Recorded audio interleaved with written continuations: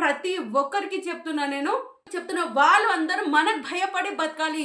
ఎందుకంటే అరే ఈ తప్పు చేస్తే ప్రజలు నన్నేం చేస్తారో, ఈ ఈ తప్పు చేస్తే ఈ ప్రజలు నన్నేం చేస్తారో, నన్ను తీసేస్తారో, అధికారం నుంచి నన్ను తీసేస్తారు, బతికే హక్కు లేకుండా నన్ను చేస్తారో అని ప్రతి ఒక్కరు కదా రాజకీయ నాయకుల వాళ్ళు యేసుకునే చెప్పుకు విలువ ఉన్నంత కూడా మనం బతికే బతుకుకి మనకు వాల్యూ లేదు. ఎలా అంటే వాళ్ళు ఒక కాస్ట్‌లీ నేను ఉన్నోళ్ళ గురించి అంటున్నా, రాజకీయ నాయకుల గురించి అంటున్నా, ఎవరైనా నిజాయితీ లేని వాళ్ళ గురించి నేను చెప్తున్నా. వాళ్ళు ఏదైతే చెప్పు యేసుకుంటారో వాళ్ళ చెప్పుని కాస్ట్‌లీగా పెట్టి కొనుక్కుంటారు.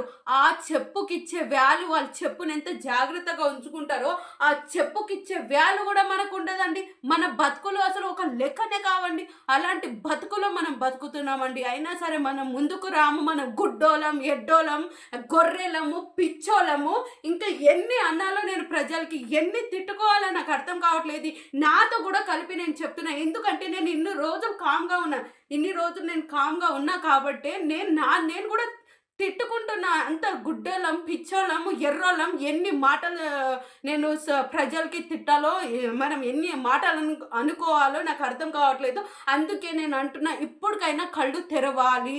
ఇప్పటికైనా మనం పోరాటం మొదలుపెట్టాలి.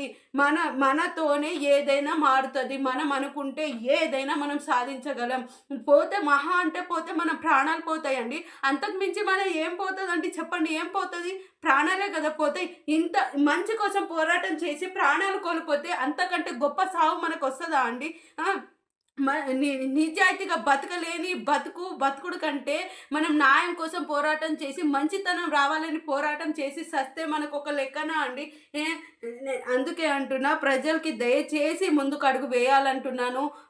పోరాటం చేయాలి. పోరాటం చేయాల్సిన సమయం వచ్చింది.